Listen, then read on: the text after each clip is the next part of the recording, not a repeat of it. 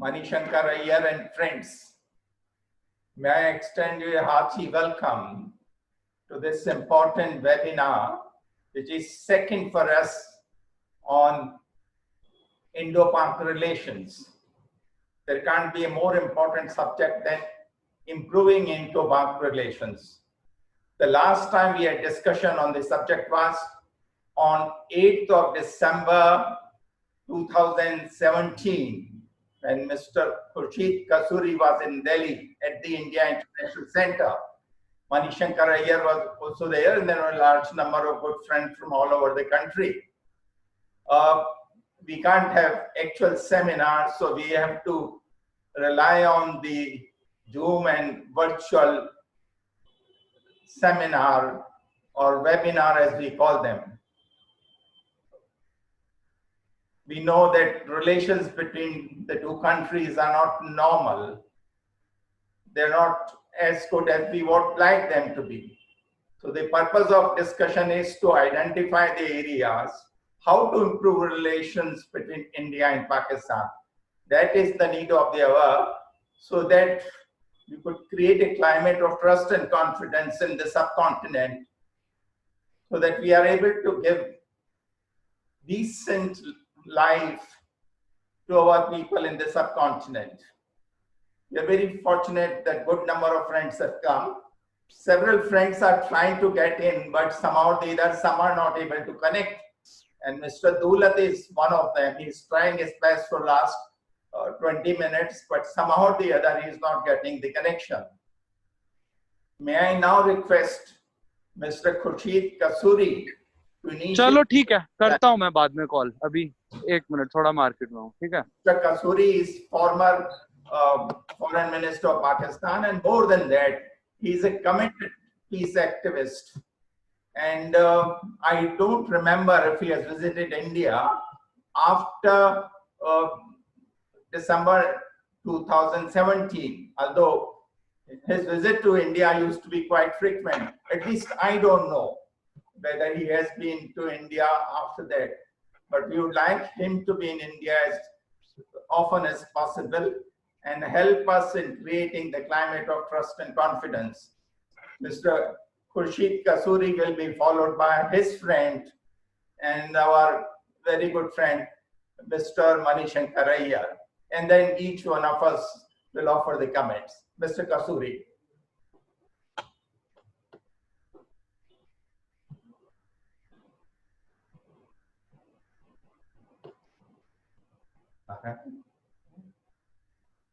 Can you hear me? Yeah. Oh, the voice is clear? Yes, very much. Okay. Well, thank you very much, Mr. Shah. And I really appreciate your efforts in this direction. You invited me to Calcutta also.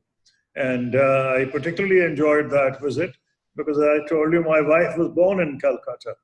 So I really did enjoy your hospitality. I've been to India often, but you're right. I did not come after 2017. The situation I did not think was conducive. And as former foreign minister, if I visit and it has negative vibes, I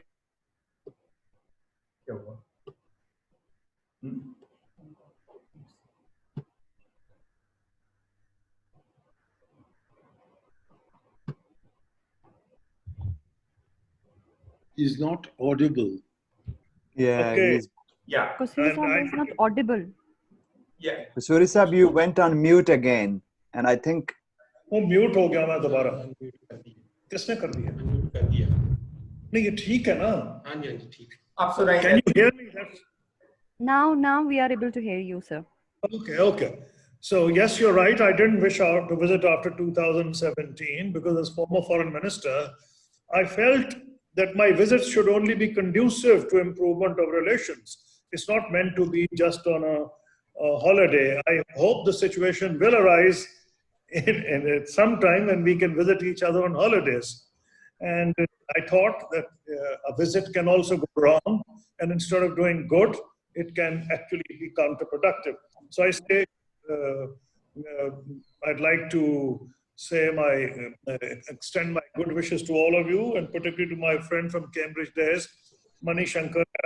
Now, you asked me to speak at a time. I've normally been an optimist, and you can be none other if you are dealing with Pakistan-India relations. Sometimes your degree of optimism is doubted by others. And I was trying very hard to not sound totally negative.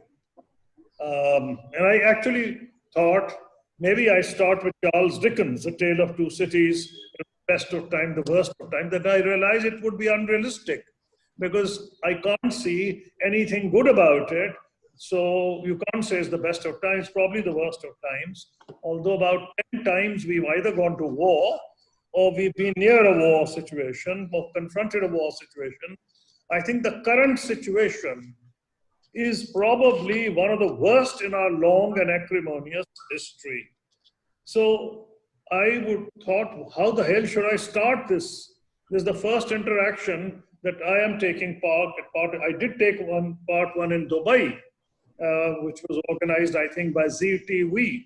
But after that, this is the first one. And I thought the only good thing I have seen, and that only emerged in the last 3 or 4 days, and I am here largely going to quote Indians today, because the situation in Pakistan on the current situation is very, very hot, and the people's sentiment is very high on what is happening in Kashmir.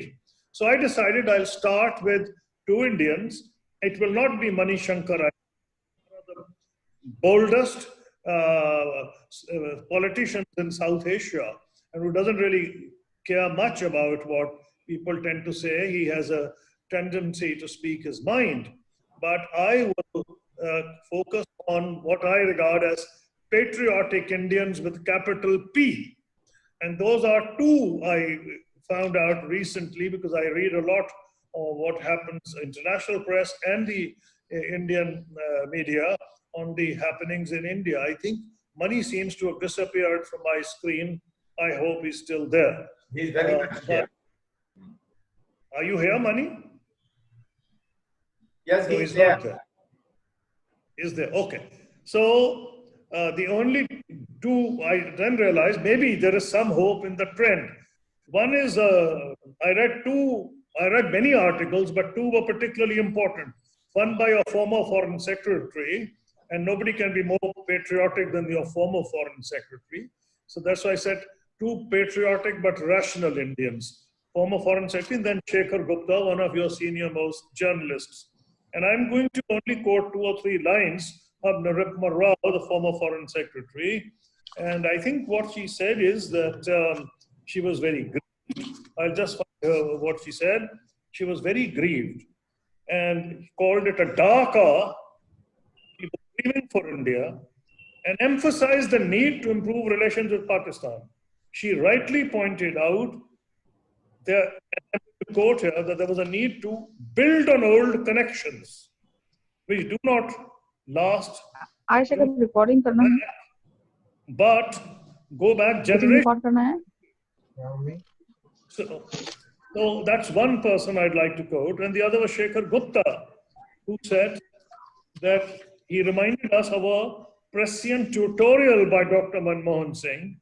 And if Mani is listening to me, please convey my regards to Dr. Manmohan Singh, who emphasized the need for better and good relations with Pakistan. So here are 2 patriotic Indians, and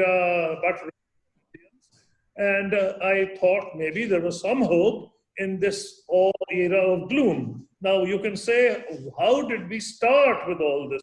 I'm not going to go into the long history. All of you know about it, wars and all that, and partition. I'm going to start with recent events which have really been terrible. First is the general attitude towards Muslims in India, Muslims in Kashmir. Let's start with Kashmir. The assault on 370. I'm not going to say what Pakistan's position on 370 is, but we regarded it as an attack on the dignity and the sense of identity of the Kashmiris. They were deprived in one fell swoop of their dignity and identity. And that was done at a time when the government of India was talking to the Nagas along similar lines, the sort of autonomy that, or semi-autonomy, at least in theory, that the Kashmiris had not in practice. They just had a sense of dignity in the flag. But the government of India was talking to the Nagas along similar lines. So it only made me feel it's just because Kashmiris were majority Muslims. Secondly, there's a feeling in Pakistan, which has riled up people a hell of a lot, that there is a conscious attempt at changing the demographic character of Kashmir. So these are two very important things. And then, you know, I would say just, but statements aimed at antagonizing Pakistan, which is really unrealistic. Government of India going repeatedly saying, we will isolate Pakistan, without realizing that Pakistan and India are large and important countries and cannot be isolated even if one or the other country wishes the other to be isolated. Then the sort of language that was used about Pakistan in all Indian elections, it amazes me how Pakistan dominates Indian consciousness. Nobody ever talks of India in our elections. It's an amazing thing. But this is what has changed opinion, attitudes in Pakistan. So all I'm going to say is, forget about Balakot. Balakot only had one impact, although nobody in Pakistan believed a thing that the Indian media was saying, just as I'm sure you didn't. But the international media, just as I'm saying you didn't, what Pakistani media was saying. But the international media laid bare the facts, even on Balakot. So the attempt at Balakot and the sort of language that was coming from official India and from large sections of the media was also something that antagonized a large number of people. Now then, what was my reaction when I heard of Article 370's abrogation? Everybody in Pakistan was so riled up that they were not prepared to even listen to anything. And I said, this is a goal that Mr. Modi has scored against himself. I said, then I'm on record, and anybody can go on Google and look at my statements. It's a goal against himself. What did he achieve? I thought, and I think time is proving me right, what he did was he united all Kashmiris. Those who wanted independence, those who wanted to join Pakistan, and those who had been taking part in elections under the Indian Constitution. He arrested even the moderate Kashmiri chief ministers of Kashmir. So, you know, it just meant probably it was the hatred for Muslims. And now you have a situation where India has succeeded in antagonizing not just the Indian Muslims, of course, Kashmiri Muslims, but also Bangladeshi Muslims, and of course, Pakistan. So this is a very, very dangerous situation. Now, I am nobody to sermonize on how minorities should be treated. I am ashamed of the fact that until 2 years ago, there were reports of forced marriages of Hindu girls in Sindh. But thanks to our High Court and Supreme Court and our strong media, you don't hear of that any longer, because it was decided that this was most intolerable. And thank God you don't hear it. And thank God the courts and the media put their foot down. But even when that was happening, there was no attempt in Pakistan to malign Hindu religion and Hindu culture. In fact, our Supreme Court went out of the way when Katas Raj Temple, in which I had some attempt at restoring it, and I invited Mr. L.K. Advani, the Supreme Court of Pakistan ordered the cement factories in the area because the water from the pool had been sucked out. The cement factories were using that water. The Supreme Court of Pakistan ordered all the cement factories that within 1 month, the pool had to be refilled, and it was refilled. So there's a very, when you talk of sentiments are very, very high. I will, of course, also talk of how we need to rectify. Then I think there was another reason. Prime Minister Modi was trying to take the attention of India in the way from the situation in economic situation. Pakistan economic situation is not good either, but India has been boasting government had been saying a lot of things. But I was reading what Raghuram Rajan and Arvind Subramaniam, the former governors, Kasuri what they were saying. To conclude, and then we come back to you again. Okay. So here is my message. My message is that with so much having gone wrong, how the hell do we retrace some steps? We can take some baby steps. Baby steps, I would say, is because your government doesn't give visas to Pakistanis. I think we are more liberal in granting visas, but we can start with baby steps. What are the baby steps? Until there is a people-to-people contact, the situation will continue to go down. So the first thing is maybe there'll be less resistance to pilgrimages of Hindus and Sikhs. And of course, Sikhs, you've recently seen what was done. But about Hindus, there's the Katasraj temple, there's the Hinglaj Mata temple, which a lot of Hindus would like to visit. And a lot of Pakistanis would like to visit lots of shrines, Muslim saints in India. Let's take baby steps. Maybe some of us can throw our voices, people like those who are present here and the people who I thought would be here and are not, but they'll probably get my message. Some baby steps towards trade. So unless you take baby steps, it can be group tourism, religious tourism. I'm purposely keeping the goals very low. Why do I say that? We need to do something in which old bonds that Miss Naripma Rao referred to in her statement, centuries of connections, unless they can be revived. You all said, I have not visited India 2017. With the situation being what it is, what will I do if I visit? It will only create a bad situation. So let's at least take baby steps. Thank you. Thank you very much. May I now request Mani Shankar Iyer to offer his comments. And if we have Talat Masood Saab, we'll request him to speak after him. If he is not there, then we'll request Tahir Aziz to offer his comments. Mani Shankar Iyer.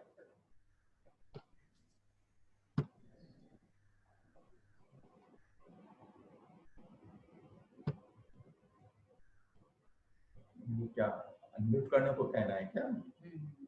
Mani, can you unmute? I've unmuted. Achha. Can you hear me now? Yeah. Yeah. I can hear you. Okay. Thank you very much, Mr. Shah, and a very warm welcome to my friend Khurshid Kasuri. Yup, he hasn't come since December 2017, because when he came in December 2017, the Prime Minister of India, no one less, said that the dinner party I had for Khurshid, to which I had invited a former Prime Minister, a former Vice President, a former Chief of Army Staff, and several former Indian ambassadors and high commissioners to Pakistan, and a number of other experts on the subject, that it amounted, he said openly on a public platform during the elections, was a conspiracy designed to place a Muslim, he meant Ahmed Patel, in the Chief Minister's chair in Gujarat. No wonder Mr. Kasuri does not wish to return to India until things are better. But he has the advantage over us that he lives in another country. But we, unfortunately, live in this country and cannot refuse to come to India. And things are very, very bad here in terms of all the factors that Mr. Kasuri adduced. So I don't wish to repeat those. We are familiar with them. He reads about them, we live it. And it is absolutely true that we are living in a very anti-Muslim phase of our national existence. And that is what accounts for many of the deficiencies that he has found, that he has described as the worst of times. It is the worst of times, not only in India-Pakistan relations, but also in relations within India, especially between Delhi and Srinagar. And it is, I think, completely true, as Kasuri has said, that Article 370 was an attack on the dignity and identity of Kashmiris, even as we were talking to the Nagas. That's very, very true. It's also, I'm not sure that he is in the right direction when he says that the demographics of the valley are sought to be changed, not because elements in the establishment wouldn't want to do that, but because it's virtually impossible to find more than 7 million non-Muslims to go to Kashmir. So there has been demographic change made in the Pakistan-occupied part of Kashmir in terms of getting a lot of Punjabi to settle there. That is certainly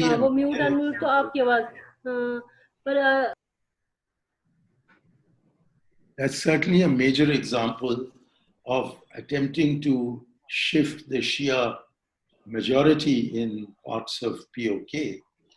But as far as the Indian Valley of Kashmir is concerned, I really doubt that this is feasible, although I do deplore, along with Khurshid, attempts that are being made to introduce new laws of permanent residence in the valley that would affect the prospects of ordinary Kashmiris and people living in Jammu, which is why the opposition to these moves is now no longer confined to the valley, but extends also to Jammu, and we are hearing reverberations of that in Ladakh.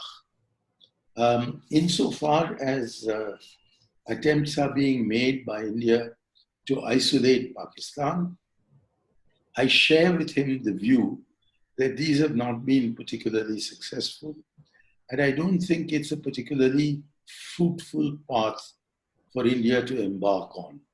But there are many in India who believe, most Indians believe, that the surgical strikes and the Balakot hit by the Modi government have in fact overawed Pakistan and deterred them. But only yesterday in the Hindu, Happymon Jacob produced a chart that showed that since the surgical strikes, ceasefire violations have increased by a factor of 5. The number of Kashmiri youth joining the militants has increased by a factor of 2 to 3. The number of security personnel, I'm talking of Indian security personnel, and Kashmiri civilians, and by Kashmir I include Jammu, who've been killed in cross-firing or firing from Pakistan, has also been stepped up 2 or 3 times, and net infiltration has gone up by 6 times. Now, in these circumstances, I'm not sure that the security measure taken by our government or the attempts to internationally isolate Pakistan have met with any particular success. We are indulging in these kinds of things, but I think the answer does not lie in scoring more self-goals, to quote my friend Khurshid. I also share with him my concern of this hatred for the Muslim minorities that seems to so motivate our ruling establishment. I'm glad to say that a very large number of Indians who do not belong to the Muslim community are committed to a secular nation and a secular society, and are as outraged and perhaps even more outraged than Khurshid Kasuri and other Muslims of Pakistan or of foreign origin who are protesting against what is happening. I wish there were more acknowledgement in Pakistan that there are Indians like the ones who gathered here. None of us, Hindu or Muslim, or whatever religion we belong to, or even atheists like myself, we are not anti-Muslim. So India has not accepted the idea that Hindus and Muslims constitute different nations.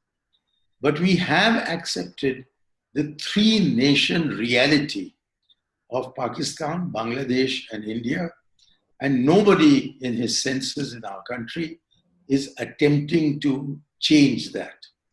What we need to move to is a relationship between India and Pakistan that could approximate the relationship that has been built between India and Bangladesh.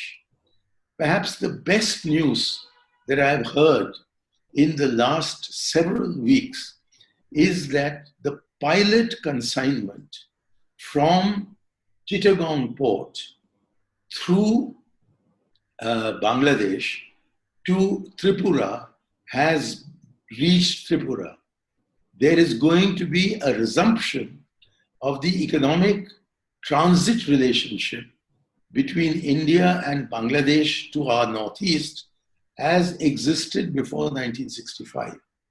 So it is not as if even the Modi government is not ready to have good relations with a Muslim country.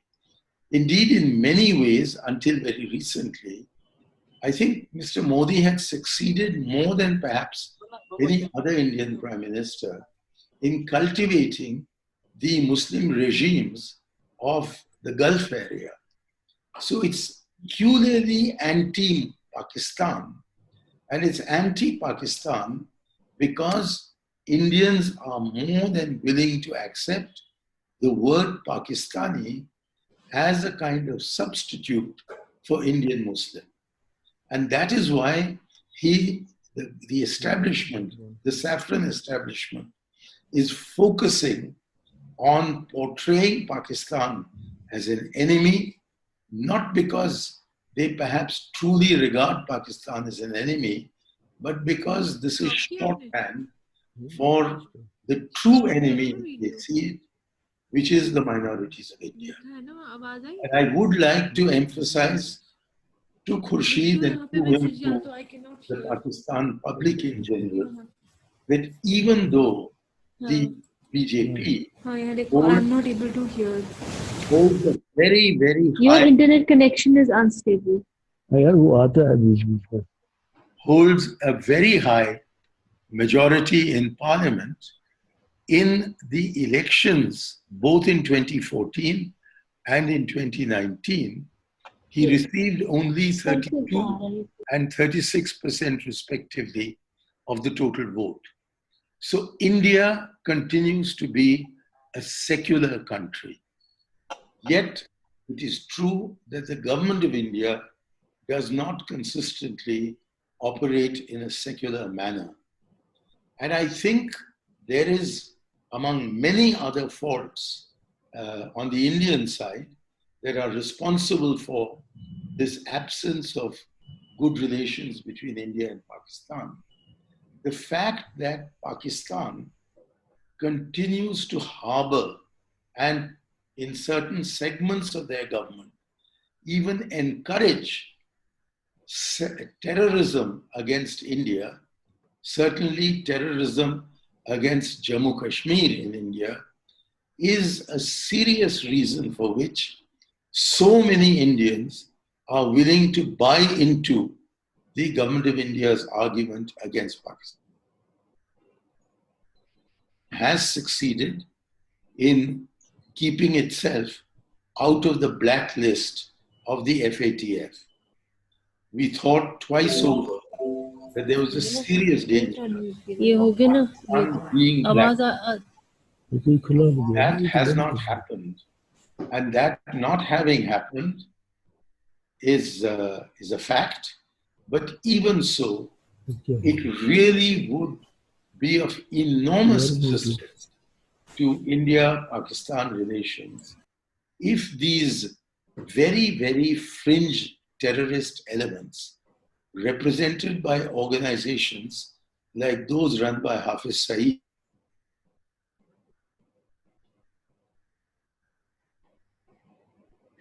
Yes, Sunni, yeah.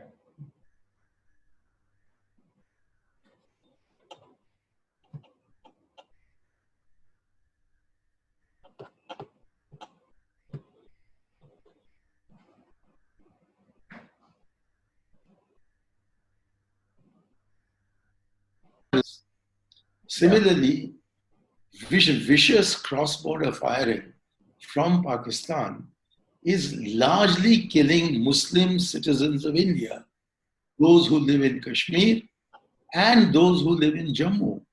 Indeed, yesterday I received a call from somebody in Jammu, a Jammu Muslim, who was refused permission by OP Shah to come on this program, to ask me to please bring to Khurshid's attention that Jammu Muslims are dying in this firing and that they are not responsible for the situation.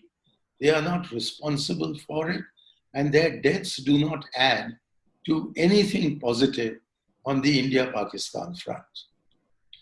Nevertheless, I would completely agree with Khurshid that baby steps at least are necessary to keep the relationship at least above the surface, to not let it drown altogether.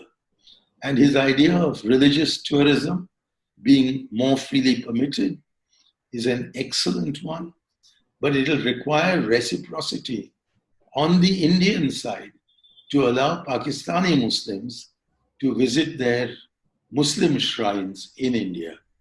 And I'm not sure that our government is in a mood to do so, although it constantly emphasizes that it is necessary to have religious tourism in the other direction for Indian Hindus and Indian Sikhs.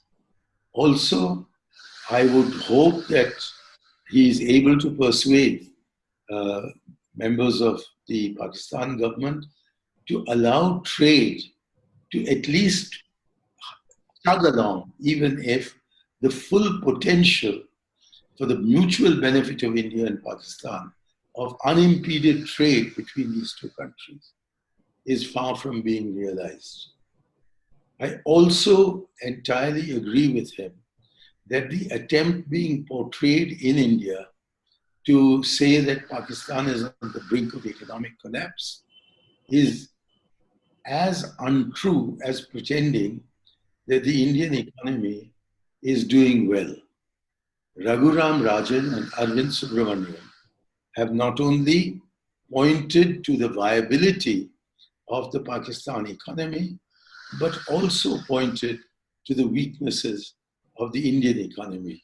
And this is a downward spiral competition into which I hope we do not enter. As regards one question which Khurshid avoided, and that is perhaps the most relevant question in today's context. What are the prospects, and I'm asking this of Khurshid, of the very friendly relations between Pakistan and China being twisted by Islamabad and perhaps Beijing against India? Because there is a widespread apprehension, which I'm sure Khurshid is aware of, because it's many of these same writers whom he has praised, Nirupama Rao and Shekhar Gupta, among others, who are pointing to an evolving anti-India nexus between Beijing and Islamabad. I am not sure that such a nexus exists.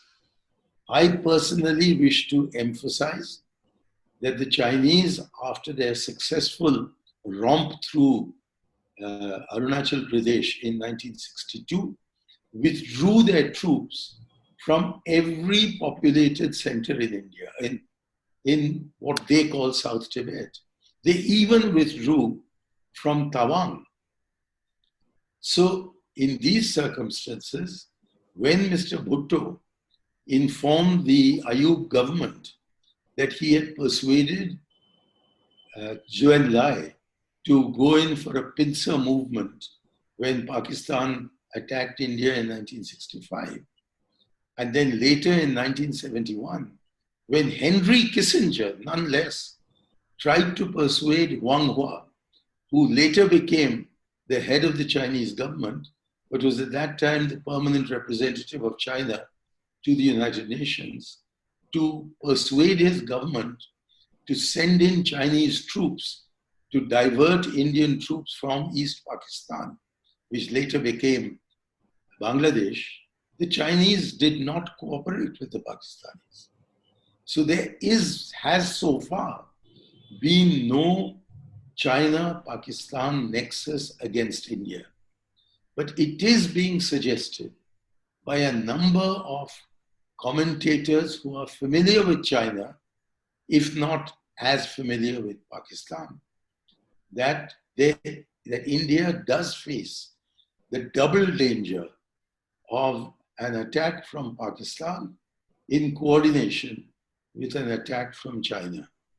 So is there anything that public opinion in Pakistan can do through the media and otherwise to reassure India and skeptical Indians?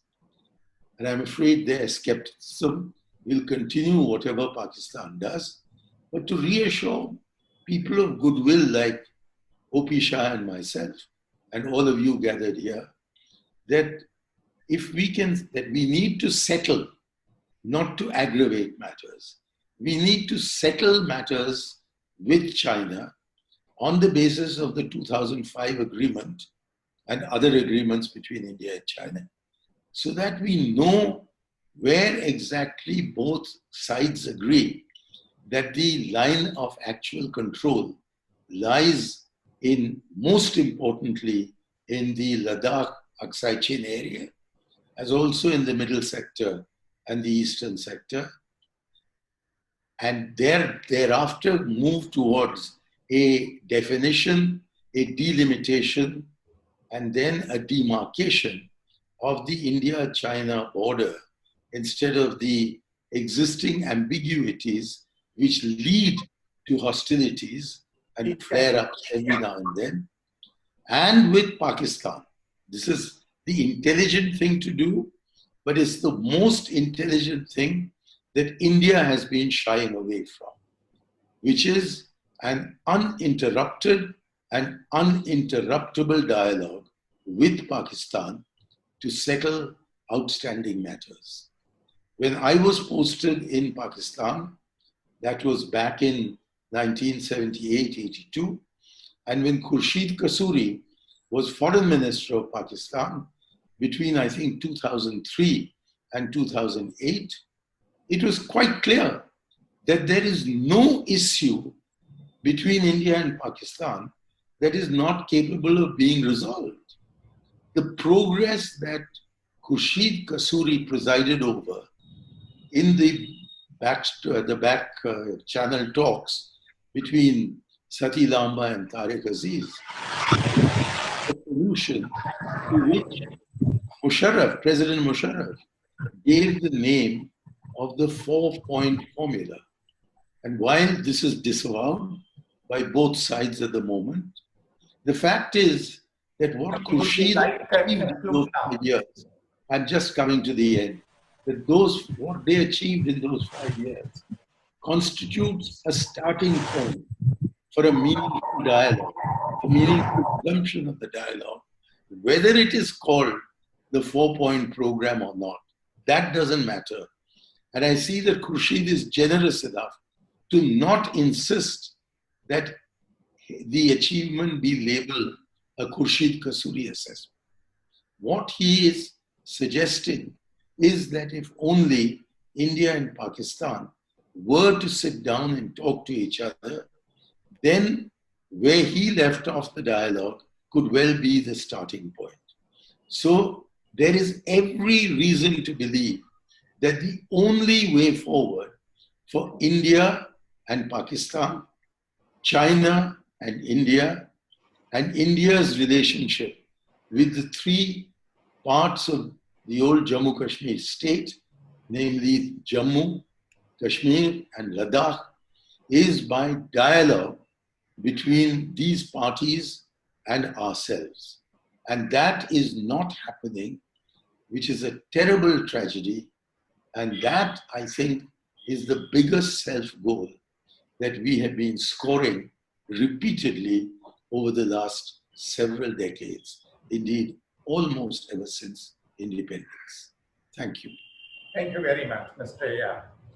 May I now request Talak Masood from Pakistan. Everyone knows him in India. He will be followed by Mr. A.S. Tulab to offer comments. Mr. Talat Mahmood, please. I saw him.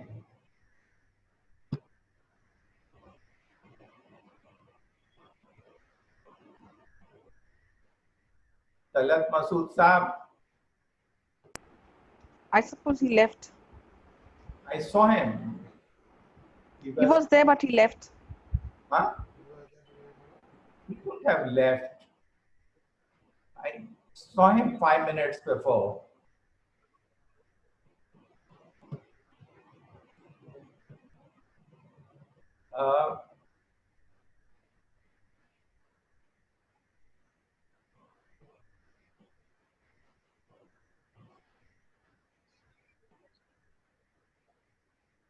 Talat Masood Saab.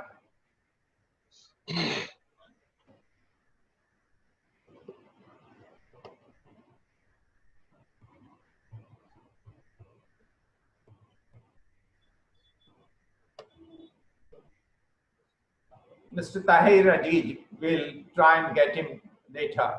Mr. Tahir Aziz, please. Mr. Tahir Aziz, yeah. Okay, thank you, Shah Saab. I don't think I will be a proper substitute for General Talat Masood Saab, and I was basically attending this session today just to get myself enlightened by this very rare opportunity where you have gathered such huge audience and speakers. And, you know, when one hears Kasuri Saab or Manishankaraya Saab and others, I hope will speak later, it just stimulates a lot of thinking process. And I think that's what we need at this time. But let me say a few things that I have thought just now. One of them is to accept very really, not just out of politeness or not just to express niceties, in a real sense, the importance of what you are doing today. It is in India-Pakistan context and the situation that we are currently going through. I think everybody agrees that it's very bad situation, but the circumstances more or less have ebbed and flowed in the similar way between the two sides. But this community of very, I would say, veteran peace diplomats and track two people, and who have always, sustained this communication, even in the worst situations, have found the courage to speak, and I think above all sustained hope in the midst of despair. I don't think it is just an ordinary act. It is a very imperative thing for us to show that solidarity, and that's, I think, what I want to say as in itself a very important step. But at the same time, I hope I wouldn't contradict in saying that this isn't enough. Track two, these dialogues, articulating sort of wishes and attempts, and I'm sure Kasuri Saab is right in terms of saying, well, nothing is possible, let's do baby steps. I don't disagree with it. But let's accept that this is not enough. This hasn't been enough. It's been 70 years, and it's not going to, I'm afraid it's not going to be enough. So what will be enough? It's a very difficult question. I don't have an answer to that, but let's not avoid that answer. I think what has caused a concern, what we don't accept, the status quo, the bad relationships, and you can sit here and draw out all the challenges and difficulties, and it becomes more and more complex. India-Pakistan relations and China-India relations, and then China-Pakistan nexus, and you can make picture more and more complex. There's no doubt about it. And I don't want to say that this is not the thing. This is part of the complexity. But I think we need to find a way out of that complexity. Let's find a way to simplicity. That doesn't mean that you just ignore the complexity, but complexity should provide us the analysis. It shouldn't, make us hostage to inaction. And the related thing is that let's admit that the alternative that we have been talking about, or whether the good spells that came during India-Pakistan relations, they haven't been enough in the sense that they haven't been powerful enough alternatives to what the mainstream has been. And currently, for the past 5 years or so, we have seen the mainstreaming of a very powerful political idea that prevails because there is no counter, there is no alternative powerful main idea that has been mainstreamed. Even if there are ideas that emerge out of very wise people sitting around these tables, but they haven't reached the citizenry or the populations of both countries. And I am pretty sure that until and unless there is a appeal to those people, and if we are not able to explain to people as to why those things are important, why those things need to happen, what we are saying, we will unfortunately remain marginalized. And it's an esoteric conversation, peace building and peace and dialogue and all that. Again, I don't want to undermine what we are doing. These things are not contradictory. That is very important what we're doing, but that's not enough. Something else needs to happen. And Kasuri Saab, Iyer Saab, both belong to political sort of parties. I think that's something that they need to think more and take it to think about what can make it much more resonated, can have a much more resonance on the ground, when the politically differently thinking people could get mobilized. And I think that would be the important thing. And the third thing in this sense, I would say, we talk, I'm not speaking here as a Kashmiri or as a Pakistani, but my hat that I'm at the moment using, I work with an international peace building organization. And I think most of the time we think about these issues, and it's not easy, it's very difficult. I'm not saying here that, people have answers to these things, but we need to think about it. And one of the things that globally, if you see in the current circumstances of the pandemic, I think these disasters, and one of the most imminent disasters is of climate change. And if we are able to move politics towards it, because it just is seen as an outsourced issue for some other agency to do it. And if you look at India and Pakistan, I would say if there are so much contentious issues on territorial issues or Kashmir or other things without making any judgment on that, I would say that there needs to be some common ground. And maybe climate change, issues like this, issues like the idea of SARC, the EU, all these things emerged out of very dirty, very ugly realities, political realities. So I think those things may bring two countries to synergize, to think about a collective interest. So yeah, just not too many answers, but I think it's important to raise questions. So thank you so much for this effort, Shah Saab. Thank you very much. Can I request Mr. A.S. Dullah? And now I see Talat Mehdood Saab. Would you like to come now?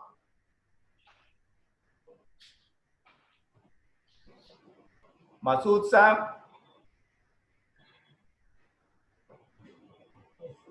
Yeah.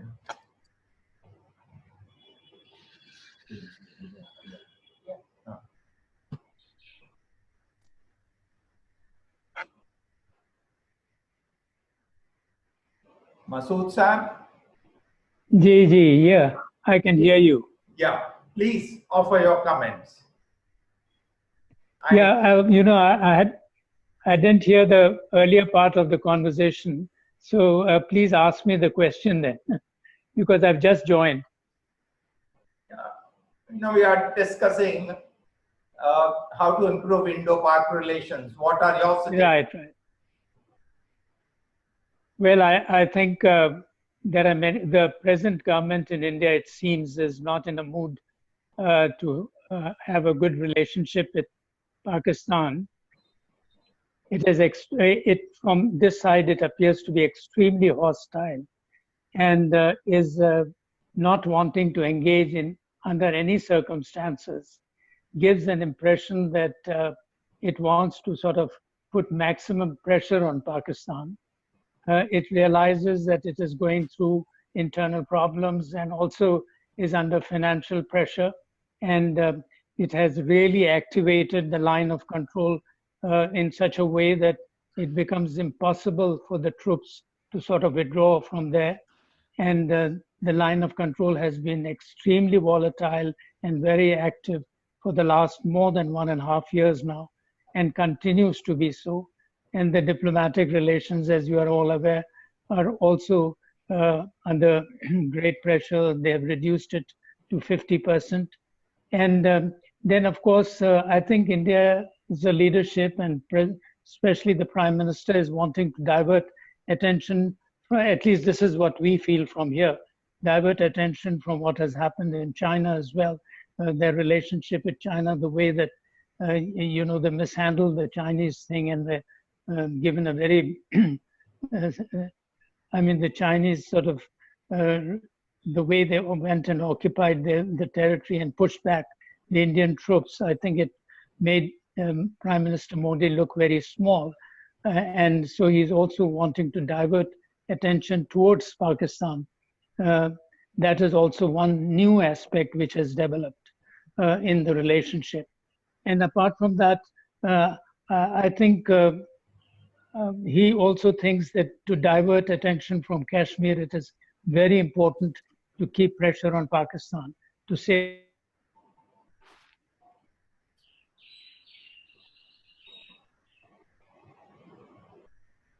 We can't hear you.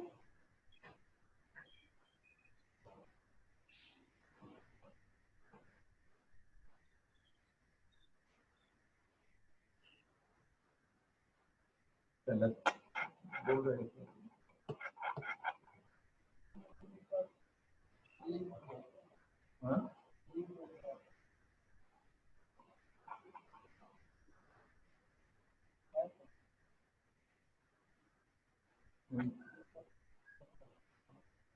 We can't hear you, Masood Saab.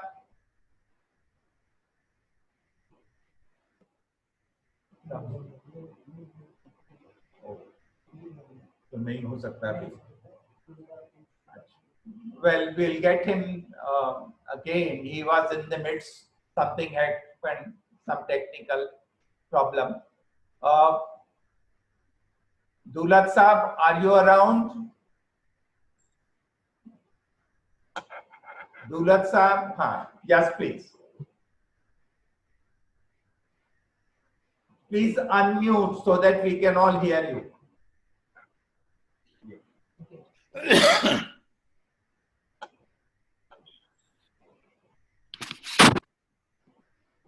We can't hear you, Dulat साहब. आवाज तो नहीं आ रही है.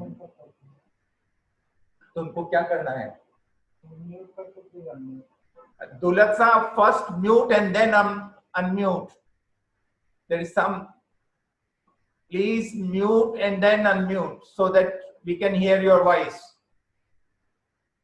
Mute first and then unmute.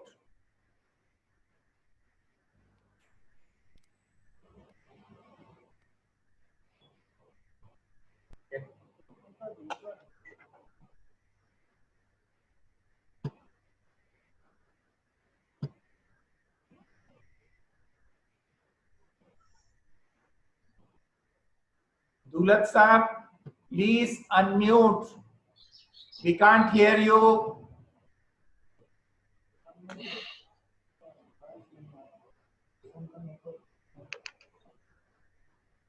Dulat Saab, we can't hear you. Please unmute first and then, please mute first and then unmute.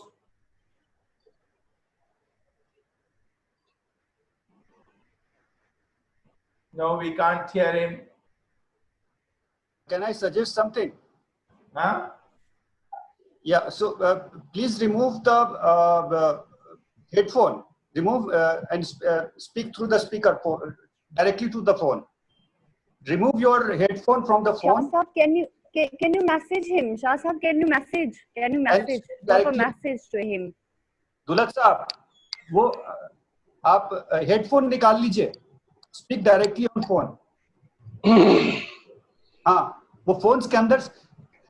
Dulat साहब, phone से निकाल दीजिए आपका.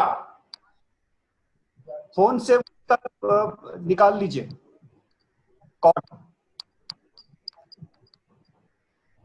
दुलत साहब,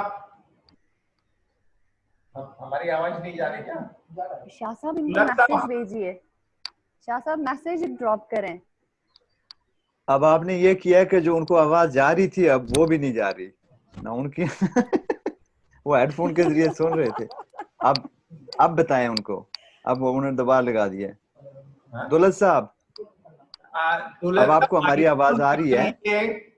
तो जब आप ये हेडफोन हटाएंगे तो उधर से फोन से भी निकालना पड़ेगा, अपने कान से भी और फोन से भी. दुलत साहब, ईयरफोन निकालिए. आप बोलिए. फोन करके बोलिए उनको.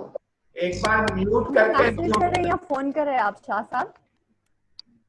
Please mute first. हर्ष उनको गाइड करिए. पहले उनको रिमूव करना है हेडफोन, फिर ऊपर एक माइक का ऑप्शन आता है, तो सीधा फोन माइक पे वो ये देखेंगे नहीं ना. वो तो वहां अब तो दिखाई नहीं दे रहे हैं. हाँ नहीं, वो लॉग आउट कर गए फिर आएंगे. क्या?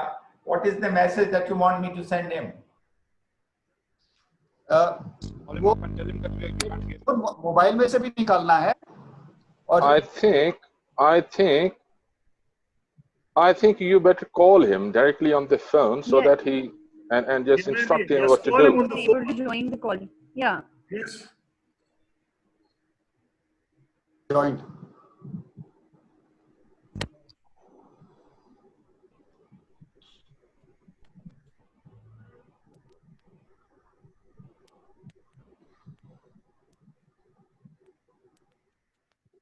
आपकी आवाज नहीं सुनाई दे रही है. आप म्यूट करके अनम्यूट करिए और फिर ईयरफोन निकाल दीजिए.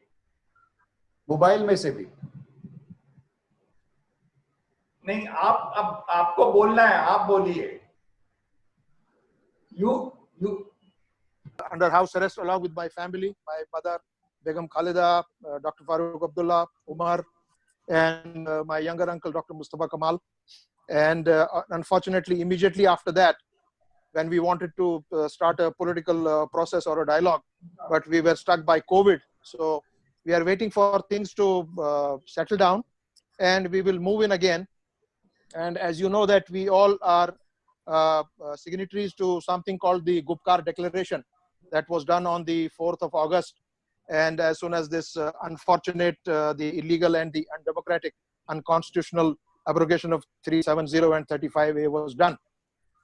Well, we are today here talking about the ways forward in towards the normalization of relationships and the baby steps that both our respected panelists, Kasuri Saab and Manishankar Ayarji also spoke about, is to take baby steps about moving forward. Well, what I could say from Kashmir is that unfortunately from the last so many decades, we are the basic, the principal sufferers of this unfortunate dispute between the two countries.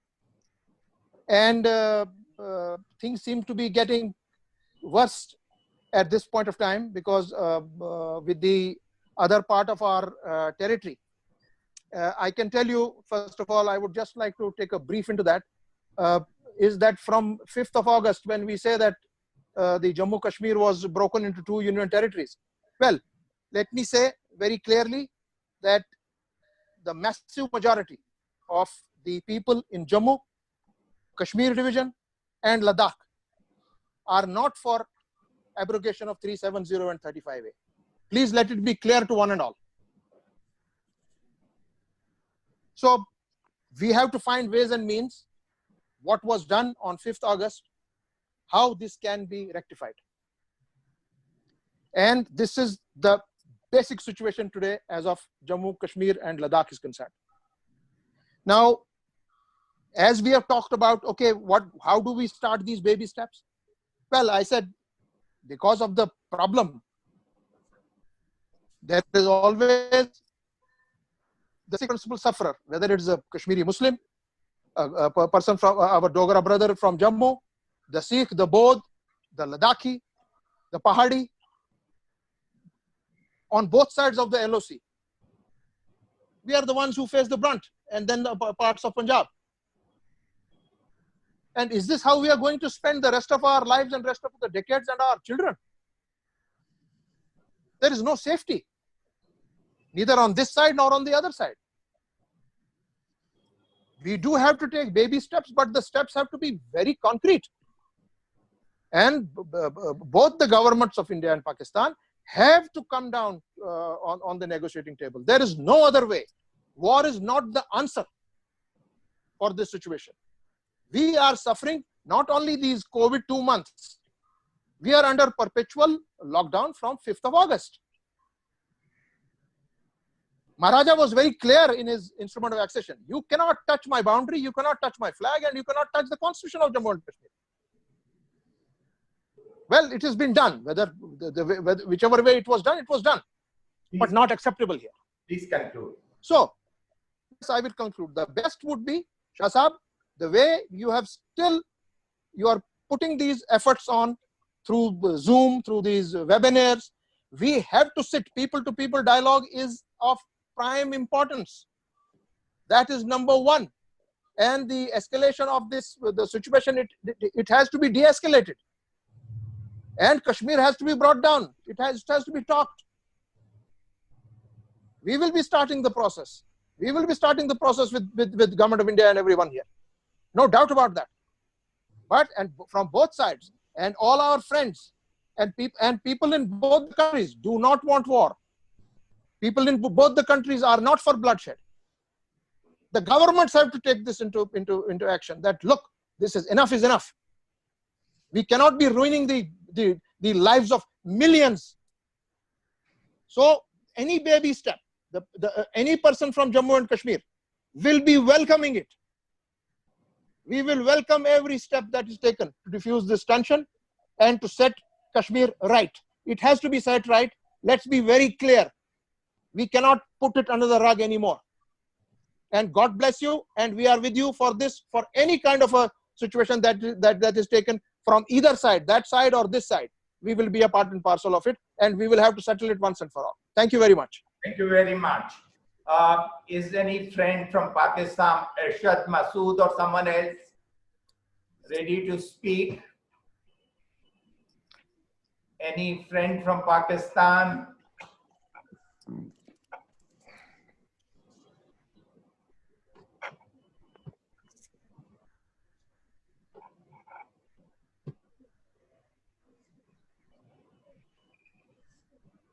Dulat Saab is coming on the screen now. Can you?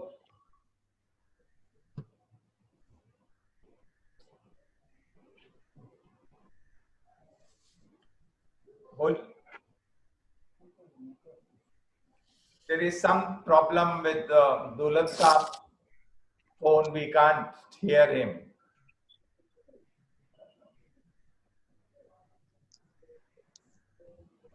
Is any friend of Pakistan around? I saw it shut.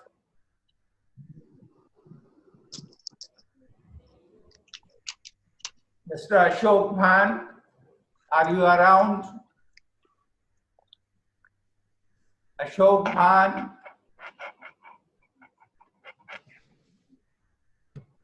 I am there. Yeah, please.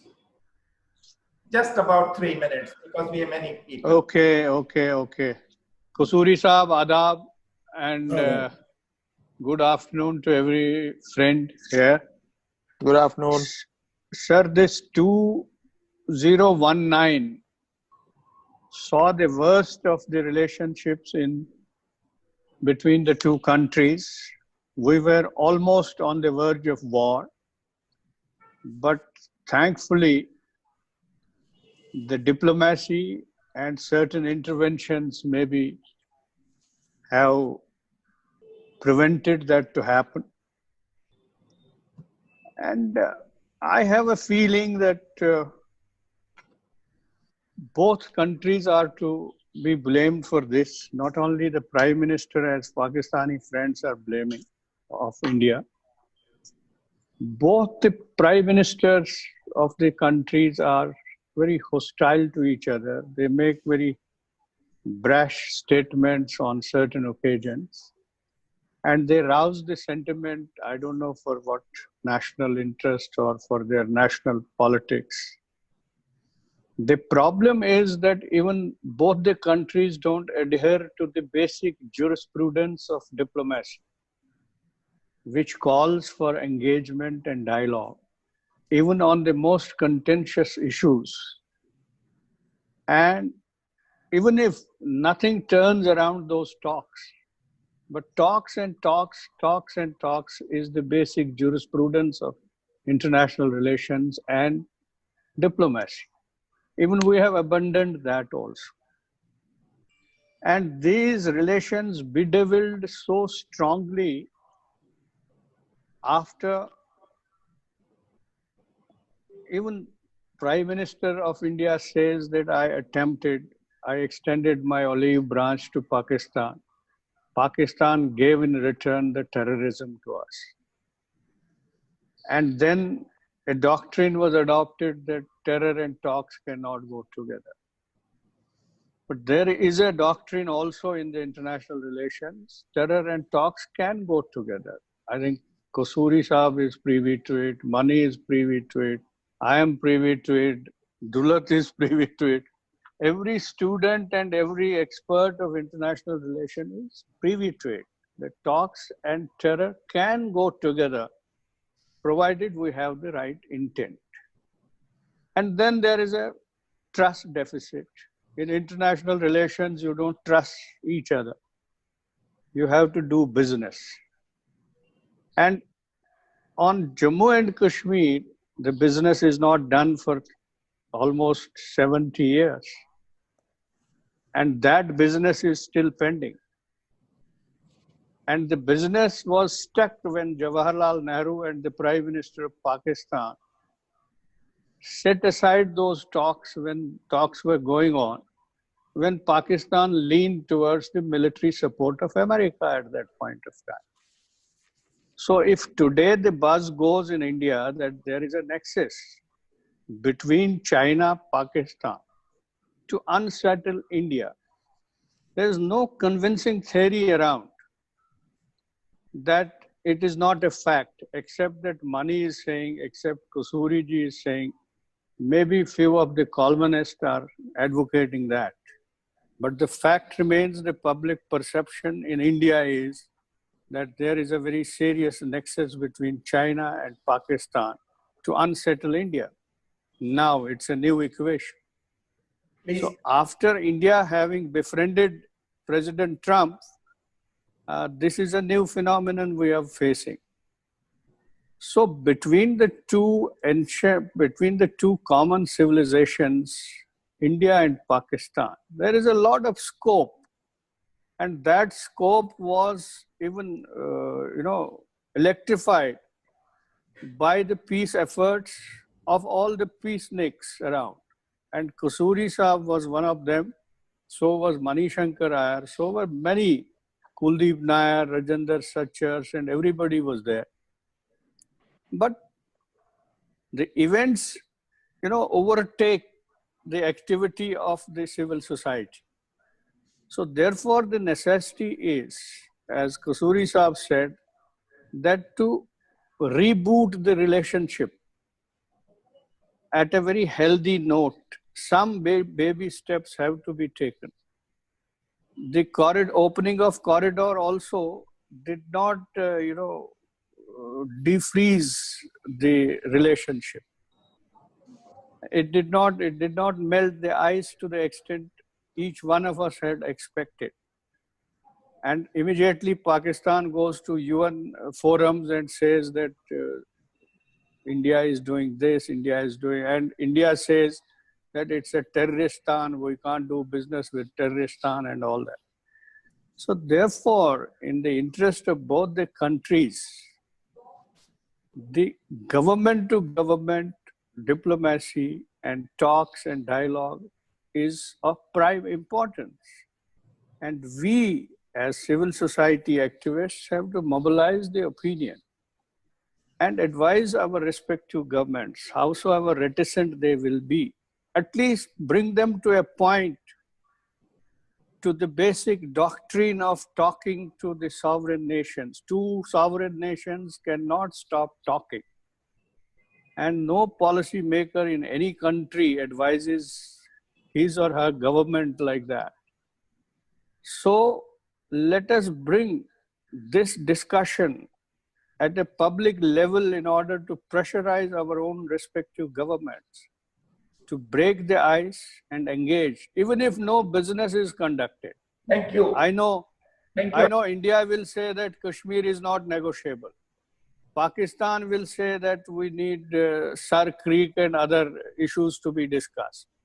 Maybe nothing comes out, but the basic tenet of international diplomacy has to be adhered to. Thank you very much. Thank you very much. Mr. Khajuria for a couple of minutes from Jammu. Khajuria साहब 2 minute में आपका एक important point कह दीजिए.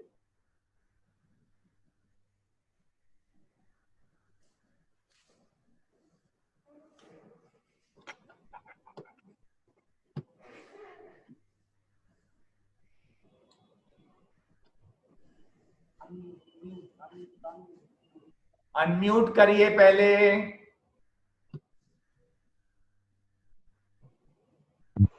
शाह साहब आप पहुंची बात? हाँ चलिए बस जल्दी से. कसूरी साहब, मणिशंकर आयर साहब, बाकी सभी साथी जो बोल चुके हैं, जहाँ अभी बोलने वाले हैं, सबको आदाब. मैं वो 70 साल से जो जम्मू कश्मीर प्रॉब्लम चल रही है और उसके साथ पाकिस्तान जो जुड़े हुए हैं, इनके रिलेशंस तभी ठीक हो सकते हैं अगर जम्मू कश्मीर प्रॉब्लम का हल ढूंढा जाए. इंडिया पाकिस्तान आज जो दुनिया है ये बदल चुकी है. ये हमें आज समझना पड़ेगा कि आज जो है वो 45 या 47 की नहीं है.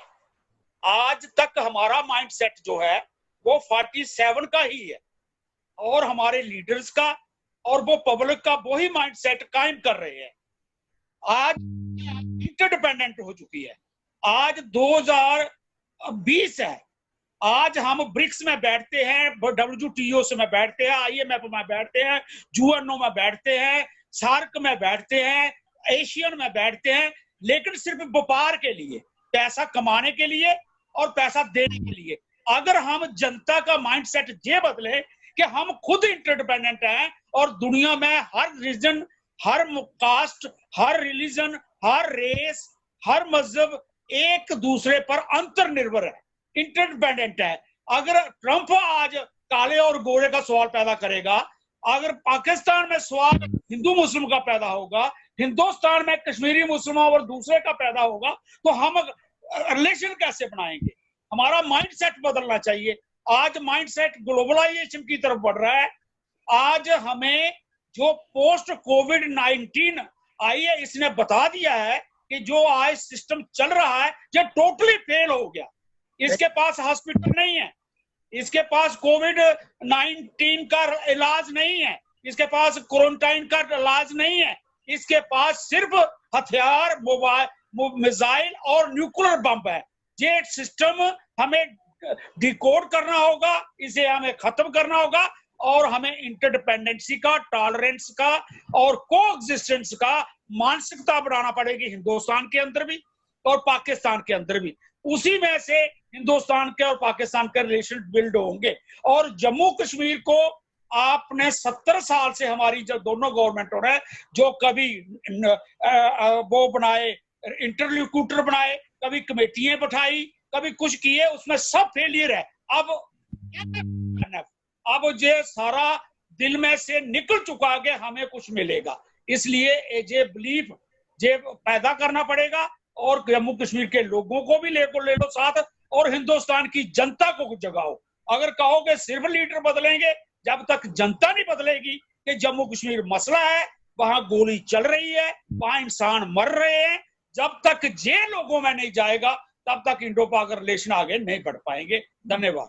Thank you. Watalisa for a couple of minutes. Watalisa.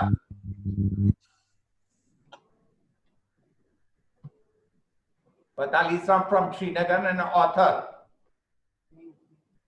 Unmute करिए Watalisa पहले।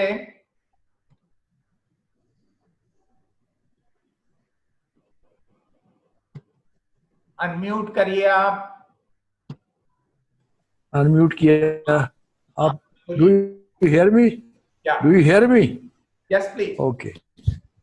I was very keen to hear to Mr. Kasuri, but unfortunately at that time there was some network problem and I could not understand a word from him. I want to ask Mr. Kasuri that India has always taken a stand, and rightly so, that unless and until terrorism stops, talks cannot go on. What are the steps the government of Pakistan is taking to stop terrorism, or what you call to stop any sort of a help to the militants here? On the one hand, you have been saying right from 1988 that it is a homegrown freedom fight for liberation or for accession to Pakistan, whatever. But at the same time, whenever there is an incident here of a major nature like Pulwama, then somebody sitting in Pakistan takes responsibility for that, putting you all in the dock. Then that time you cannot claim that it is a sort of a homegrown militancy and homegrown freedom fight and this and that. So you have to take some steps there to stop this, or at least to reduce this, or at least for this border where you say that militants are sneaking into what is the Indian belief is that the militants are coming from Pakistan and they are entering from the LOC, which is not very easy. But at the same time, there should be some sort of a mechanism on the border. Somebody from this side or that side, they should ensure that nobody crosses border unauthorizedly, whether with arms or without arms. For this purpose, there was a mechanism of UNO, but unfortunately, they are here. They are probably taking very fat salaries, but nobody is recognizing them from our side. Certain steps, as my friend Mr. Ban has said, that there were some steps taken, but what are the steps taken? Nothing. We are only suffering. Kashmiris, I mean. You are our only interlocutors. Pakistan is talking to India or not talking to India, but we are helpless people. Kashmiri is a helpless man. He is suffering from all types of, even this non-solution of this problem is itself a human rights problem. And we are now at the receiving end. Every day we are being attacked. Our rights are being attacked. Our rights are being slashed. Our very existence is at stake now. And you are there talking about diplomacy, and Manish Shankara is replying to you, but you have to take some concrete steps. As Indian generals are talking to Pakistan, Chinese generals non-stop for hours together, for 24 hours, why shouldn't an Indian general talk to a Pakistani general if there is any problem on the border, if their border is being used for sending militants here? So kindly do something urgently. The world powers are already, they have taken their hands up and they are not interested. We are helpless people, Kashmiris. We have got a migrant population throughout country, throughout India, and somewhere in foreign countries. They want to come back to their home, but there is so uncertainty that they can't. We can't live in peace. We don't know what is going to happen next hour. So, Mr. Kasuri and all the friends from Pakistan, you kindly see something and see a solution to the problem, immediate solution. And I will request Mr. O.P. Shah that next seminar he should have for hammering out possible solution for this problem. Let a set of solutions be presented to both countries. They cannot deny that. Every time they will say, no, we are not interested to talk. We are not interested to. When you are talking to China, or you are not talking to Pakistan, you start talking about terrorism itself. Thank you. Thank you. Rahila Khan. Then you start talking about Kashmir. Thank you very much, sir. Rahila, please. Am I audible? Yeah. Rahila. Thank you so much, sir. Yeah. Srinagar and Delhi both. She's of Srinagar. Yes, Rahila. I think it's a good initiative that we are addressing the elephant in the room, and that is the relationship between India and Pakistan. It's almost like a love affair that has turned sour, of which Kashmir is bearing the brunt of. And both the countries are suddenly fighting for the custody of the child, which they assume Kashmir to be. And I believe even estranged couples have taken a shot at reconciliation. And as Mr. Manishankar Ayerji rightly said, that there needs to be a parallel dialogue that needs to be taken simultaneously. And this dialogue needs to be a decisive one, not the kind that we have seen in the past. And I'll quickly also add in the 4-point formula that the Army Chief, Mr. Parvez Musharraf, also came up with, of which demilitarization was something that Kashmiris were looking forward to, because as an army chief, he understood that there will always be a friction between the civil society and the armed forces. And it was imperative at that time for the Indian mainstream to take note of this particular aspect of demilitarization, because we know that army is not trained for combat of the internal aggression per se. It's only trained for combat as far as the external aggression is concerned. And there will always be a friction between the civil society and the armed forces. And also, I'll also lastly want to make a point that this is something that needs to be said, that Kashmir is not fighting a proxy war, and that this idea needs to be shunned categorically. Kashmir is fighting its own battle. It's not fighting any proxy war for Pakistan. And I'm also going to again insist on this decisive parallel dialogue that needs to be taken between this estranged couple, India and Pakistan. So yeah, thank you. Thank you very much. We have Clara from Bangalore. Do you have any question or comment for a minute? Emia, Clara? Yeah. Yeah.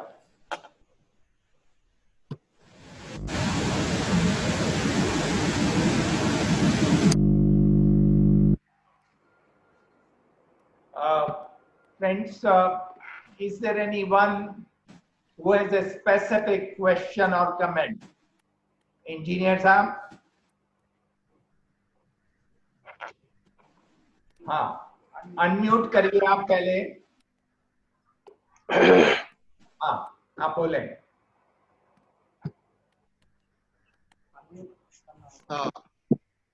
Hello. हाँ, आप बोले. Am I permitted to speak? Jamaat Islami Delhi. सबसे पहले तो शाह साहब को बहुत बहुत शुक्रिया.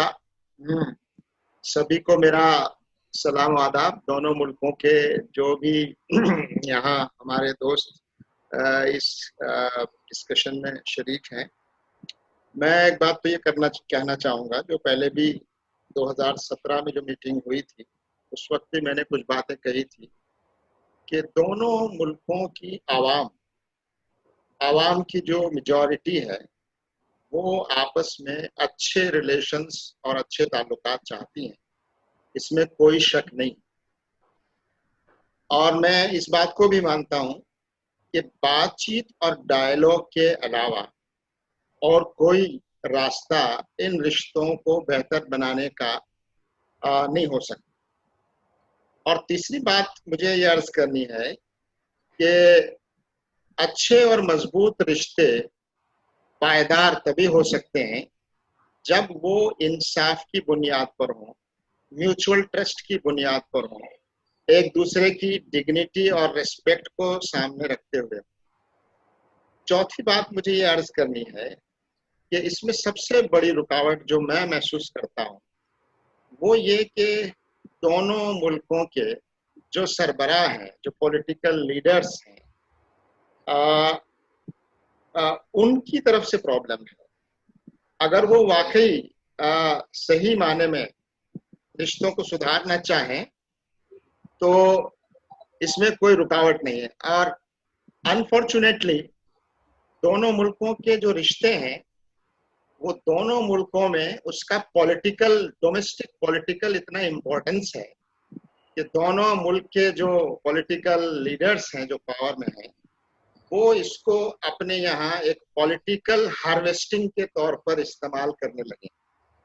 तो इससे जब तक हम आज़ाद नहीं होंगे कि हम देख रहे हैं आजकल भारत और चीन के दरमियान भी कुछ टेंशन चल रहा है, लेकिन दोनों पड़ोसियों के रिश्तों के बारे में जो फर्क है वो ये है कि चाइना के साथ अगर हमारे रिश्ते ठीक नहीं रहते तो भारत की आवाम यूनाइट रहती है, जो अच्छी बात भी है, लेकिन रिश्ते अच्छे होने चाहिए. लेकिन दूसरी तरफ जब हमारे दूसरे पड़ोसी मुल्क पाकिस्तान के साथ जब रिश्ते खराब होते हैं तो यहाँ पर उसका सोसाइटी पर बहुत ज्यादा इम्पैक्ट होता है और उसकी पॉलिटिकल हार्वेस्टिंग होती है और कभी कभी उसकी जरूरत पड़ती है.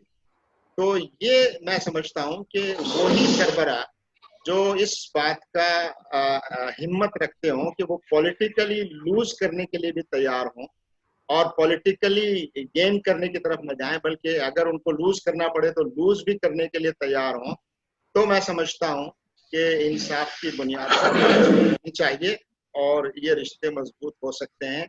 और बाहर के जो फॉरेन जो एजेंसीज हैं, जो फॉरेन कंट्रीज का जो इंटरवेंशन है, मैं समझता हूँ हम दोनों मुल्कों को समझना चाहिए कि उनकी कोई जरूरत नहीं है. हम आपस में बैठकर बातचीत के जरिए से इस मसले को हल कर सकते हैं. अगर दोनों तरफ हमारे जो राजनेता हैं, जो पॉलिटिकल लीडर्स हैं, वो इसकी पॉलिटिकल हार्वेस्टिंग को बंद करें और पॉलिटिकल नुकसान उठाने के लिए तैयार हों और हिम्मत से काम. Thank you. Doctor Ashraf from Srinagar, for a minute please. Thank you very much. Yeah. Thank you very much, sir. Where am I? Am I audible to you? Yeah, very much. Am I audible, sir? हाँ जी, बोलिए. Please. Oh, thank you very much. Thank you very much. I thank all the panelists, and I thank first of all to Mr. Shah for inviting me. 1 minute. Ji sir. Okay. 1 minute. Okay, I think my perspective on the issue of India, Pakistan, China, and Kashmir is simply this: that peace is an aberration. It's not the rule of life, right? The human civilization has given us a lesson. If we go back to the history, that war is the norm of the civilization, and it has always been the war which has been the norm of the civilization. We cannot turn it back, right? But what we had to do is simply this, that we had to live with the violence, and we have to also talk about the peace, because talks and terror have to go along. It's not that talks and terror can go along, but they have to go along. But that is what the human civilization is all about, right? And we had to also understand that politics has changed. Political scenario throughout the world and globally, here also in India has changed, in Pakistan has changed, everywhere has changed, because politics has been reduced to legislation only. Now, the banking system has taken the control over the world politics and the global politics. So we have to understand that also. And then in that context, we have to understand that Kashmir issue or Kashmir dispute, which we call as dispute between two countries, has to remain there as a dispute, and it will remain there as long as it's not economically feasible to solve the dispute. So what we should be interested in Kashmir is to talk about the conflict which has arisen out of the dispute, right? And we have to think about handling the conflict part of the dispute. And it's this Kashmir dispute which forms a basic, I mean, say, just like a butterfly effect, it forms the basic prerogative of the international politics, as far as bilateral politics or trilateral politics is concerned, between India, Pakistan, and China, I say, right? So these are the basic realities of the whole realities. And we had a history. History was made with the promulgation of Article 370. Now, history has been, I mean, again made with the abrogation of the Article 370. Now, I think, keeping all the things aside, we have to see one thing, that has there been any time during these 70 years, any sort of, you can say, any sort of anything remotely associated or remotely which can be called as democracy in Kashmir? Now, I think, and I urge to the political sort of establishment of India in particular, and also Pakistan and other countries, that the thing which needs to be established in Kashmir is a proper political process, wherein democracy should be given a chance, and then let the people decide through democratic process what do they want. And I think that is the solution of the whole problems. Thank you very much. Thank you. Mr. Manishankar Ayya, would you like to comment on some of the things that other people have mentioned? And unmute first, Mani. Yeah, sir. I think Amia Kilara wants to ask. Mani, no, wait for a minute. Yeah, Amia. No, I'm Amia. happy to give time to Manishankar Iyer sir. So no worry. I just sorry that I missed you when you called on me. My connection was a bit unstable. Yeah, speak for a minute and then Mr. Iyer. Please. Okay. I don't want to say too much because I know time is running short, but if I can just put one idea maybe for future dialogues that we can think about in more detail, which is, you know, the need for a new political framework within which relations between India, Pakistan, and beyond that, the subcontinent can be understood. I think, you know, like many people in this forum, and many of you have much more experience than I do, but for the past decade or so, I've been part of many different track 2 dialogues. And somehow the conversation feels very much the same.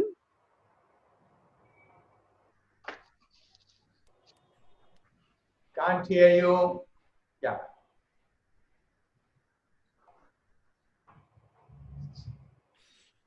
You know, we keep talking about small confidence building conversations. And like Tahir was saying, they are extremely valuable, but the conversation seems to also remain the same.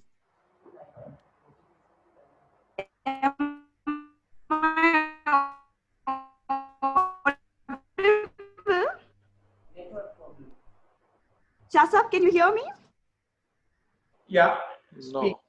You were not audible a little while ago, but half a minute more, please. Okay, yeah. So the conversation has remained largely the same in many track 2 discussions. And I wonder if we can sort of challenge ourselves to actually think about a new political framework within which India-Pakistan relations can actually take some new shape.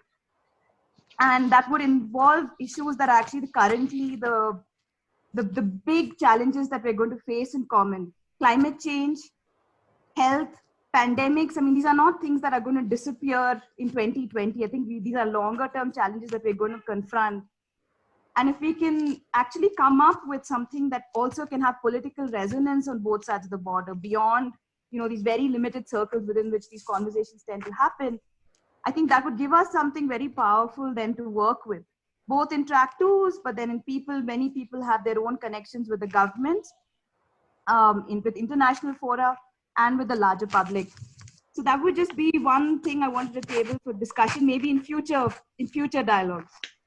Thank you very much for inviting me to this, Shah. Mr. Kasuri, good to see you again. Nice, thank you. Mr. Manishankar here first.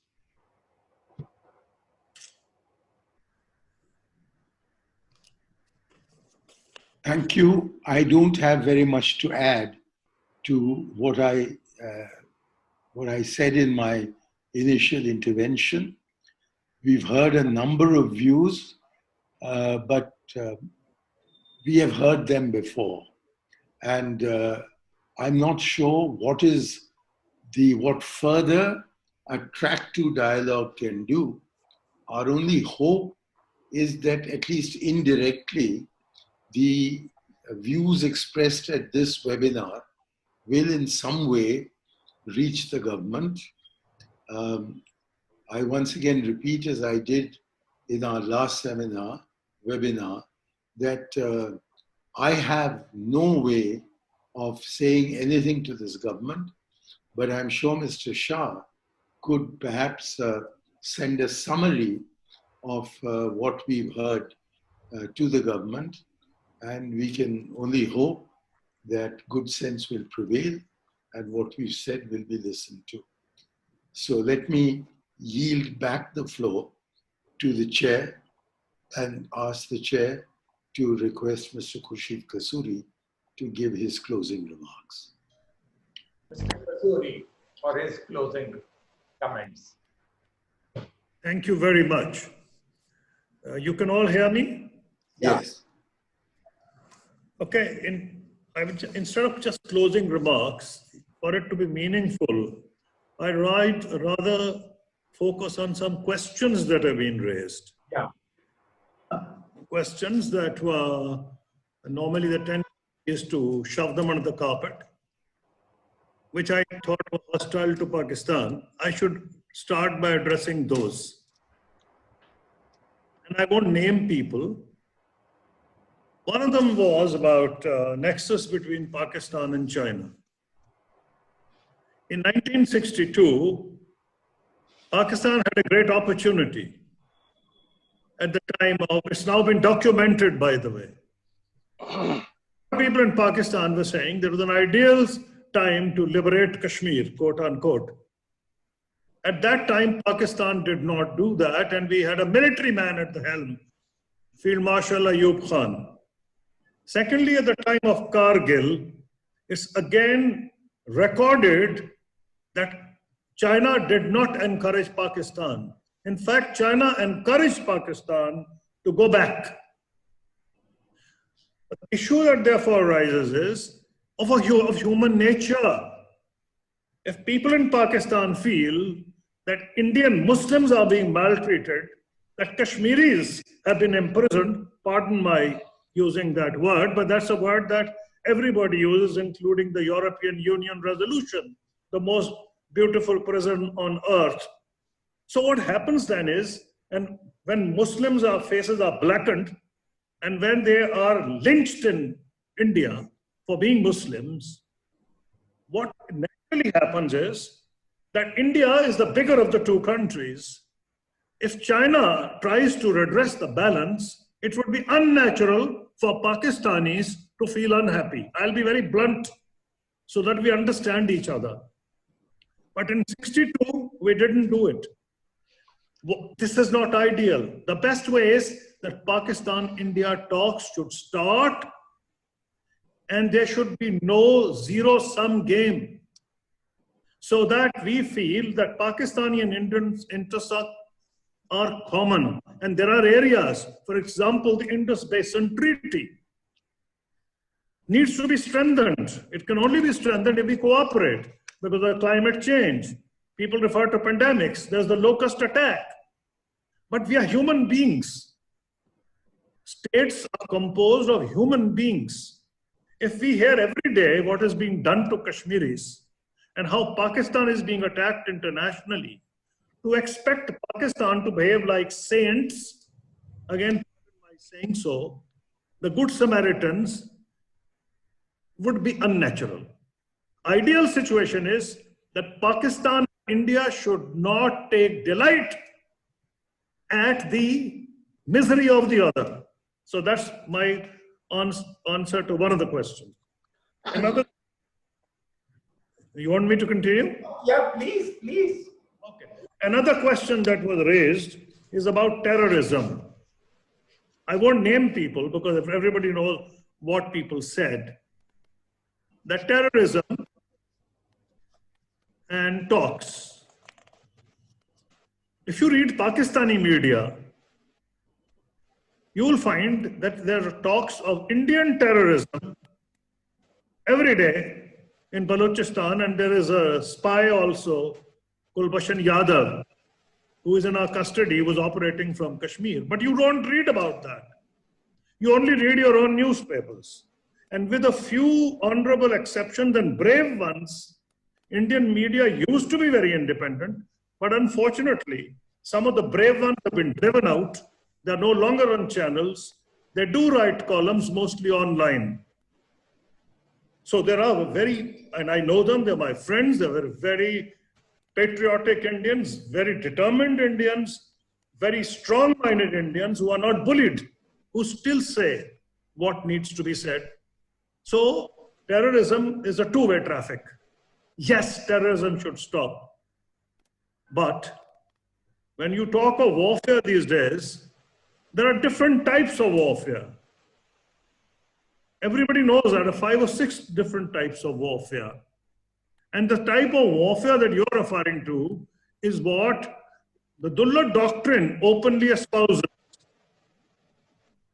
Is it a good thing for us to do that? I have said in my book that the reason why we made progress on Kashmir, and I've quoted Indian portals on that terrorism went down, what you call terrorism, which the Kashmiris regarded as fight for liberation, it went down according to Indian sites remarkably.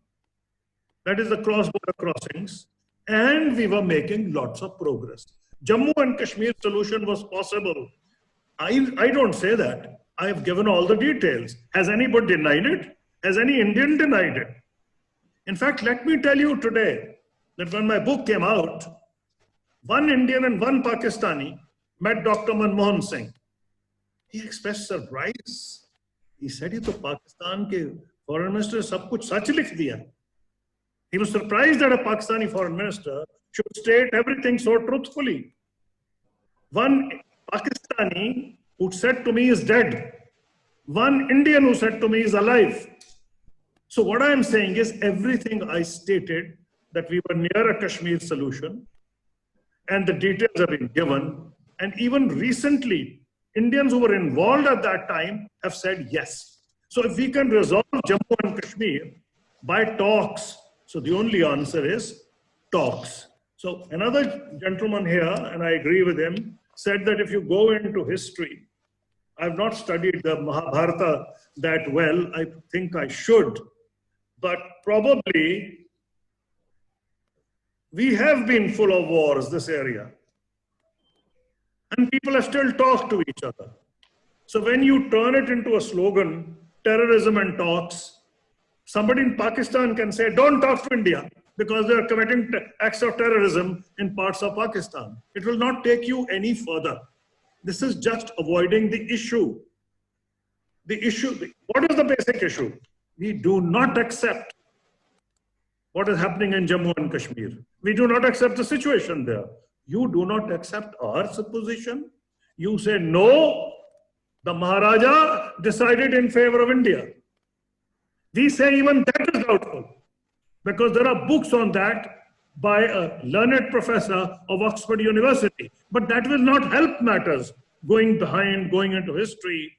You will talk of Gilgit-Baltistan. We will say they even arrested Maharaja's governor Ghansara Singh and declared their independence effectively. But this will not take us any further. As I demonstrated that if we could resolve Jammu and Kashmir, despite all the differences that we had, the only answer was talks. So I would say another young lady rightly said, why not include other issues? Yes, why not? And I would be all for it. But since I have unfortunately or fortunately been part of the government, I know how governments operate. I know how people operate. I know how easy it is to manipulate people's minds. Let me give you one instance, Balakot. Our pilot was, 2 planes according to us were shot down. Your pilot was in Pakistani custody. You declared victory. We couldn't stop you. Mr. Modi won the elections. But the international media was not saying that. And our media was not saying that. In other words, you created a reality where it didn't exist. Therefore, you need to resolve basic issues. The young lady was saying that why not change the agenda, talks. Yes, you can try that. You can try trade. We did everything.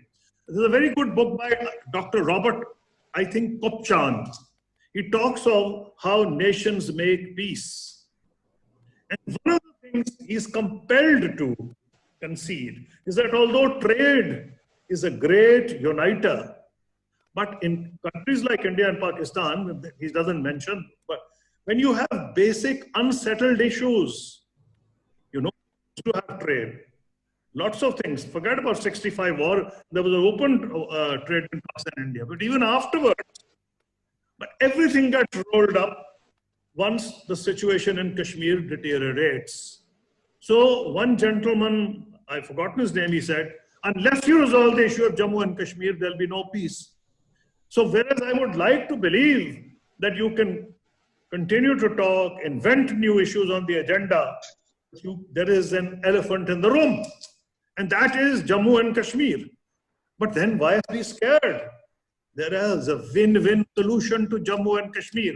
Otherwise, how could we have had a productive dialogue with Mr. Vajpayee's government, which was a BJP government, and Dr. Manmohan Singh's government, which was a Congress government? We had, because we knew there'd have to be give and take. Kashmiri's basic conditions have to be accommodated. There is no way that any Pakistani government can reach a solution with India. So in those 4 points, I had talked to Kashmiri leaders in India, in Pakistan, and also secretly in third world, in various countries of the world. I found out that the points we mentioned regarding militarization, regarding joint management, regarding self-rule, were basically the ones that they were interested in. That was included in the 4-point formula. So let us talk, as Manish Shankar Iyer said, talk, talk, talk. And many others who gave different views also agreed on the need to talk. If you do not talk, there'll be no progress. Thank you. Thank you very much, Kasuri sir.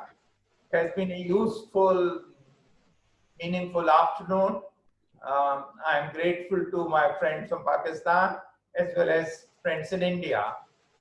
Today, of course, we had problems of connection with some friends who wanted to make effective contribution, but we couldn't hear them. Hopefully, we'll have such opportunities in the future also. Thank you very much once again. Hope to see you soon again in a webinar of this kind. Thank you. Thank you. Thank you. Thank you. Kasuri Saab, Muzaffar Shah from Kashmir, thanking you for the participation, sir. Thank you very much. Thank you all very much. from Kashmir, from India, and from Pakistan. Thank you, Kushal.